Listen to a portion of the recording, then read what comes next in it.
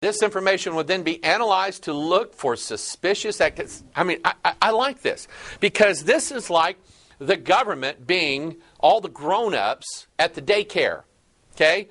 All the workers, all the teachers at the daycare. That's the government. The citizens are the little kids. And they're out there playing in the playground. And all of a sudden, two of the workers get together and they look at one kid and they're going, he's up to something. We need to watch him.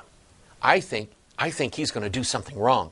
We're going to pull him inside and ask him what he's about to do. That's what this is, okay? To look for suspicious activities, connections between individuals, and so-called threats. Additionally, the program included funding for biometric surveillance technologies that could identify and track individuals using surveillance cameras and other methods. Biometrics. Remember, we talked about this here a few weeks ago. Fingerprint analysis, iris scanning, DNA databasing. We're headed there.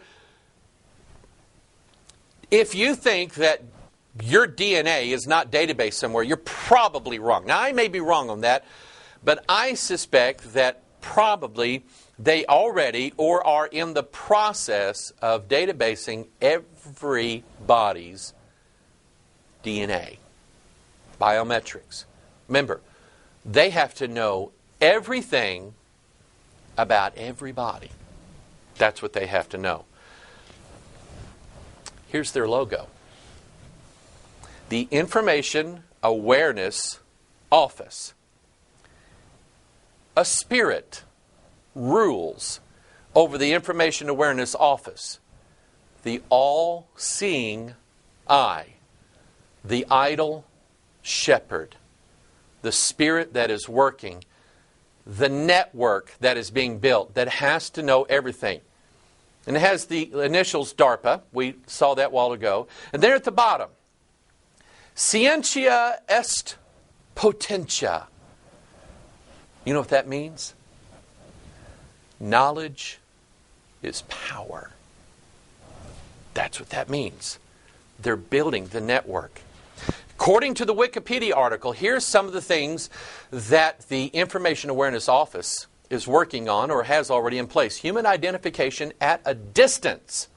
The Human Identification at a Distance project developed automated biometric identification technologies to detect, recognize, and identify humans at great distances for, quote, force protection, crime prevention, and homeland security defense purposes. Okay. So you're walking down the street and you're looking for cameras, okay? You probably won't see them. The camera could be 100 yards away, zoomed in on you, looking at you, and identifying you simply because your facial features. Its goals included programs to develop algorithms for locating and acquiring subjects out to 150 meters, 500 feet in range. Fuse face and gait, that means how you walk, recognition into a 24/7 human identification system. Develop and demonstrate a human identification system that operates out to 150 meters using visible imagery. Develop a low-power millimeter wave radar system for wide field of view detection and narrow field of view gait classification. Characterize gait performance from video for human identification at a distance. Develop a multispectral infrared and visible face recognition system. I mean, stop and think about this. Here's what they're saying. That we would be able, from 500 feet away, we would be able to recognize John Wayne. You remember how he walked? He had a back condition. That's why he walked that way in all of his westerns. 500 feet away, they would say, there's John Wayne. Hey, John Wayne's walking this way. Because they can recognize you by how you walk, how you carry yourself. Being able to look great distances to know who you are and what you're up to. That's one of the programs. Evidence extraction and link discovery. Development of technologies and tools for automated discovery, extraction, and linking of sparse evidence contained in large amounts of classified and unclassified data sources such as phone call records from the NSA cell database. There it is. Internet histories or bank records. EELD was designed to design systems with the ability to extract data from multiple sources, such as text messages, social networking sites, you better get ready for this one, financial records, and web pages. It was to develop the ability to detect patterns comprising multiple types of links between data items or people communicating, such as financial transactions, communications, travel, etc. It is designed to link items relating potential terrorist groups, not the real ones, not Al-Qaeda. We want to find out who might be in a terrorist group. And scenarios, looking into the future, and to learn patterns of different groups or scenarios to identify new organizations and emerging threats. And here's what's going on, is that they are writing software. They're writing software. I watched a YouTube video yesterday researching this, a company showing how they're developing new algorithms, new mathematical formulas that will get computers that when the camera zooms in on you from 500 feet away, it instantly looks at your face, watches your characteristics, reads your lips, watches how you're walking, and determines whether or not you might be up to something. They're already using this in certain airports, looking at you as you walk, as you talk, as you blink, as you scratch your ear, and the computer is deciding whether or not you're up to something. Scary. Scalable social network analysis. Oh, I love this one. Aimed at developing techniques based on a social network analysis for modeling the key characteristics of terrorist groups and discriminating these groups from other types of societal groups. Social networking. Twitter. MySpace. Facebook. You ever heard of those? As Christians, should we be worried about that? As born-again Christians, we don't like it. But remember, our life is to be an open book, read by all men. Okay? Just thought I'd throw that in there. Here is an article from Global Research on the Facebook CIA conspiracy. The article says, Facebook's first round of venture capital funding, $500,000, came from former PayPal CEO Peter Thiel, author of anti-multicultural tome, The Diversity Myth. He is also on the board of a radical conservative group called Vanguard PAC. The second round of funding into Facebook, $12.7 million, came from the venture capital firm Excel Partners. Its manager, James Breyer, was formerly chairman of the National Venture Capital Association and served on the board with Gilman Louie, CEO of In-Q-Tel. I'm going to show you that in a minute. A venture capital firm established by the Central Intelligence Agency in 1999. One of the company's key areas of expertise are in data mining technologies. Breyer also served on the board of R&D firm BBN Technologies, which was one of those companies responsible for the rise of the Internet.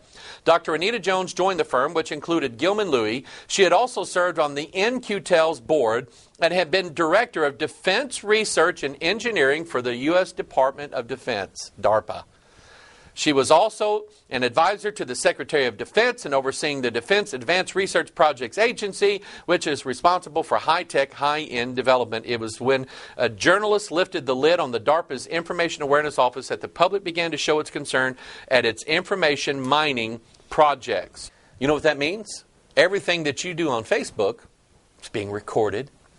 Facebook has the ability, and I read, somebody sent me while I was home recovering, some articles. It was a memo given to military officers about how to use their cell phone.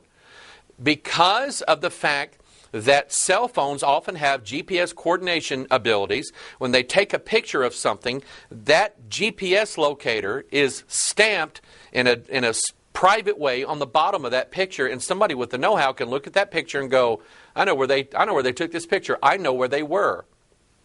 When you take a picture, a lot of times with a cell phone camera, and that's how most people do it, there's a stamp on there, time, date, location. An algorithm, a computer, working with the NSA, working with DARPA, can get on your Facebook, look at your pictures, tell where you've been, tell where you took pictures. They can tell practically everything there is about you. Total information. We have to know everything. By the way, when I was looking at global research, they had an ad next to this article here, the CIA conspiracy. The ad was, can't find their info? Find any person, search now. So I went to the website where I could find out anything on anybody. It's a company called Intellius. Look at their logo. It's the all-seeing eye. So you know what this means? That if you wanted to, you could know practically anything about anybody. You could take somebody's information and spend, a few bucks, maybe $30, something like that, and find out everything that you wanted to know and didn't want to know about somebody's past. That's turning you, just like he said in Deuteronomy 28, is that your eye will not be toward even your own children. It's turning you into a snoop. So it's not just the government, is it? It's not. Remember, the larger the network the devil has, the more power he has snooping at people, finding out everything, knowing. Knowledge is power. There's even, I like this. Get your iPhone, you get all these apps for your iPhone. There's what's called the Patriot app. I'm a patriot. You know what it is? It's an application for your iPhone that turns you into a little tattletale. Now, I don't know about you, but when I was a kid growing up, I couldn't stand those tattletales. I couldn't stand them. I mean, every time somebody did something, I'm telling the teacher. Stop and think about that for a minute. Do you know why little kids did that? Because knowledge was power to them. They felt like they were going to be elevated by and accepted by the elite teacher by running and telling on all the kids, being the little snitch for what's going on. And look, the Patriot app, national security threat, suspicious activity. The eye of Ra is there. Crime report, product safety, environmental safety. My next door neighbor flushes their toilet too much. Government waste, pandemic, employee whistleblower. Everybody likes those, don't they? Just think about the society that we're living in, people. It's turning everybody into the network. Got more to show you here in a little bit. Let's continue on with DARPA and the Information Awareness Office. They even have a system called Babylon to develop rapid two-way natural language speech translation interfaces and platforms for the warfighter for use in field environments for force protection, refugee processing, medical triage. Babylon. Where have I heard that? Why did they name it that? It goes back to Genesis 11, and not everybody at the end, if they were building the Tower of Babel, and God said, I can't have this, so I'm going to confuse their languages.